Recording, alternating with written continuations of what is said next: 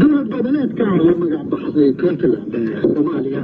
waxay maanta BBC-da u soo dirtay fax ay ku sheegayso in mowqifkoodii hore ee ay ka taagnayd shirka Djibouti aanu waxba iska bedelin. Axmed Maxamed Cali oo wariyaha oo magaalada Garowe jooga ayaa waxa uu noo soo sheegay sidii xalay magaalada Garowe looga daawaday markii ay doorashada madaxweynaha ku meel gaarka ahi ay ka dhaxaysay magaalada Carta ee Djibouti. واركل كاك جاء صومر المجالي وضد بنا الله كل ما نعد لنا ورشتي لا يهبط وإنها في كل حجران في جدعان فوانا وناس كلام تسدي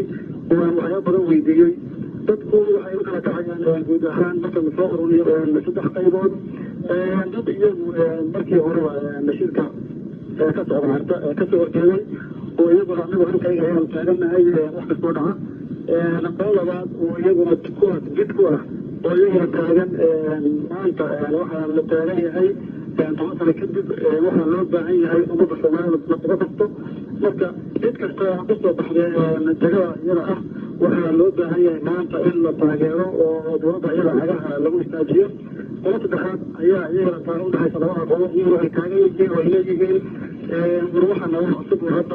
qaal lagu dhawaaqay natiijada madaxweynaha wax soo socda ma naqaan marka awood idmo bal wixii ay markaa talaabooyin ay qaadaan haloo kale markaa kadib ama hala taageero ama laga horjeesto marka guud ahaan adiga caamku waa taas. Axmed Maxamed Cali oo jooga Garowe maxaa